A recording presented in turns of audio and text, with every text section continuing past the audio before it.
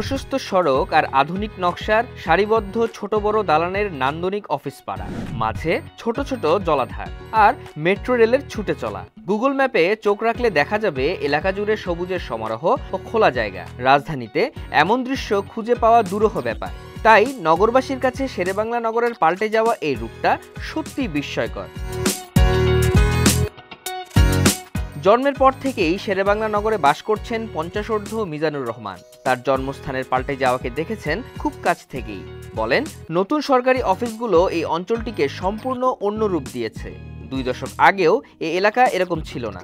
আইলা ছিল, ধান খেতা ছিল, ধান খেতে মাছ ধরছি আর ধান লাগাইছি, বাস ধান উঠাইছি, নিজেরা ধান করছি এই জায়গায়। এখন তো ভালোই দেখতে আছি, রাস্তাঘাট উন্নত করছে, লাইট লাগাইছে, মানুষ চলাফেরা করতে আছে, অনেক পরিবর্তন করছে, উন্নয়ন করছে। বর্তমানে নির্বাচন ভবনটি যেখানে রয়েছে এর আশপাশ জুড়ে বড় একটি বস্তি ছিল, যেখানে মাদক পাচার, চাঁদাবাজি, ডাকাতি সহ বিভিন্ন অপরাধ ছিল নিত্য নৈমিত্তিক ব্যাপার বলে জানান এলাকাবাসী। খানাখন্দ রাস্তায় বৃষ্টি হলেই বাড়ত দুর্ভোগ। এখানে আমরা ১৬ বছর আগে যখন আমার বয়স ৪, তখন আমরা ছোটবেলা থেকে দেখে আসতেছি এই এলাকাটা নোংরা ছিল। এখানে বস্তি অনেক ছিল, ওখানে বস্তি ছিল, এই নির্বাচন ভবনে পুষ্করণী ছিল, এখানে আমরা আগে গোসল করতাম। সন্ধ্যার পরে তো আপনার ভিন্ন থাকতো না, মানে লোক কম আসছিল তো ওই সময়, এত আসছিল না, গ্যাদারিং আসছিল না, অনেক তো গ্যাদারিং বেশি রাস্তাঘাট। হ্যাঁ, ওই সময় তো চিন্তায় দিনে দুপুরে করলে পুলিশ আইতো না, কোনো লোক আইতো না। কিন্তু এখন পুরো দৃশ্যটাই উল্টে গেছে। প্রশস্ত আর মসৃণ রাস্তার পাশাপাশি বস্তি উঠে গিয়ে সরকারি দপ্তরগুলো গড়ে উঠায় এলাকার চেহারাটাই পাল্টে গেছে। বড় বড় সরকারি যত অফিস আছে আগারগাঁওয়ের মধ্যে সবচেয়ে বেশি হয়েছে। আবার মনে করেন যত পরিষ্কার আছে সব আগারগাঁও বেশিরভাগ হয়েছে উন্নত। এই আগারগাঁও রাস্তাঘাট উন্নত হয়েছে, গাছপালা লাগাইছে, পরিবেশ আমাদের দূষণ অনেক থেকে মুক্ত করছে। ওই সময় তো আসলে একদম লুঙ্গা ভাবে, এদিকে গাতা গৌতা জঙ্গল মঙ্গল আছিল, কবরস্থান আছিল, অনেক তো এগুলি নাই, অন্ত এগুলি একবারে রাস্তাঘাট হয়ে গেছে।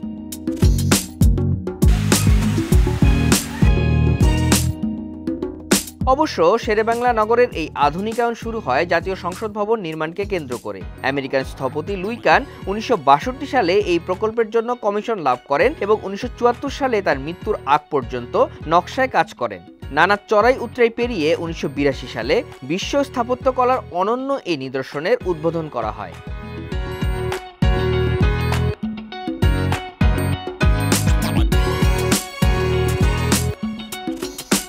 শেরেবাংলা নগরের বুক দিয়ে যাওয়া মেট্রো রেল এই অঞ্চলের ক্রমবর্ধমান আবেদনকে যেন আরও বাড়িয়ে তুলেছে।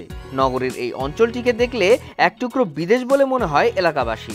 তো আগে মানুষ একা আসতেও এখানে ভয় পাইছে, তো এখন সেই ধরনের কোনো নাই। আর এই মেট্রো রেল হওয়াতে এখানে গাছপালা সবকিছু মিলে খুব সুন্দর পরিবেশ। আপনি ঢাকার মধ্যে এই সাইডটা এবং হাতিরঝিলের সাইডটায় বাইরের দেশের মতো একটা ফিল আছে। আগে এরকম ছিল না, আগে তো এলোমেলো অবস্থায় ছিল। এখনকার পরিবেশটা অনেক সুন্দর, বিল্ডিংগুলো অনেক বড় বড় বিল্ডিং হয়েছে, সরকারি বিল্ডিংগুলো, তারপরে স্টেশন সুন্দর, অনেক সুন্দর।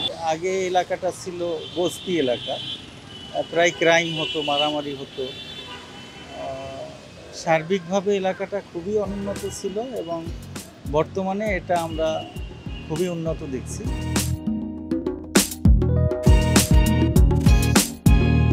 রাজধানীকে নতুনভাবে আবিষ্কার করার জন্য শেরেবাংলা নগর এখন একটি আদর্শ জায়গা হয়ে উঠেছে বলে মনে করেন বাংলাদেশ ইনস্টিটিউট অব প্ল্যানার্সের সভাপতি অধ্যাপক ডক্টর আদিল মোহাম্মদ খান।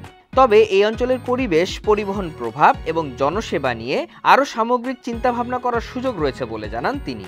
শেরেবাংলা নগরের এখন যে পরিবর্তনটা হচ্ছে, এটা মানে ইন্ডিভিজুয়াল ভবন কেন্দ্রিক একটা ভবন, যে ভবনের যে সংশ্লিষ্ট সংস্থা তার মতো করে নান্দনিক ডিজাইন করছে, কিন্তু একটা এলাকার যে পরিকল্পনা, সেই পরিকল্পনার মধ্যে কিন্তু পারস্পরিক সমন্বয় থাকতে হয়। বা উদাহরণস্বরূপ এই যে শেরেবাংলা নগরের রাস্তা সুপ্রশস্তকরণ করতে গিয়ে শিশু মেলার সামনে কিন্তু বিশাল একটা লিনিয়ার একটা এলিমেন্ট ছিল, আমাদের গাছের একটা লাইন ছিল, সেই লাইনটাকে আমরা পুরোপুরি একদম নষ্ট করে দিয়েছি এবং যার ফলে সেখানে প্রশস্ত রাস্তা হয়েছে, কিন্তু সেই রাস্তাটা আপনার পার্কিং এর জন্য ব্যবহার হবে। অথচ ঢাকা শহরে যেখানে গ্রিন স্পেসের সংকট আছে, গাছের সংকট আছে, তাপমাত্রা বাড়ছে প্রতিনিয়ত, সেখানে এই গাছগুলোকে রেখে কিভাবে ডিজাইন করা যেত সেই জিনিসটা একদমই ভাবা হয়নি।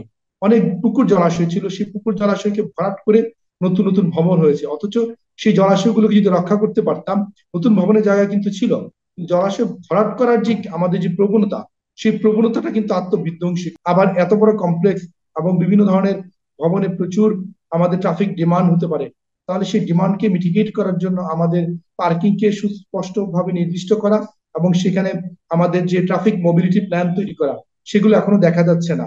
পাশাপাশি নাগরিকরা যে যান বা এমনকি এখানকার যারা কর্মকর্তা কর্মচারীরা এই এলাকার রেগুলার ইউজার, তাদের জন্য খাবারের দোকান, বসার দোকান, পাবলিক যদি যায় সেখানে বসার জায়গাগুলো, পাবলিক টয়লেট তৈরি করা, একটা কমপ্লেক্স হিসেবে ডিজাইন করতে গেলে আসলে নগর পরিকল্পনায় অনেক কিছুই আসতে হয়, এমনকি কন্টিনিউয়াস যে ফুটপাথ গুলোকে একে অপরের সাথে ইন্টিগ্রেট করা।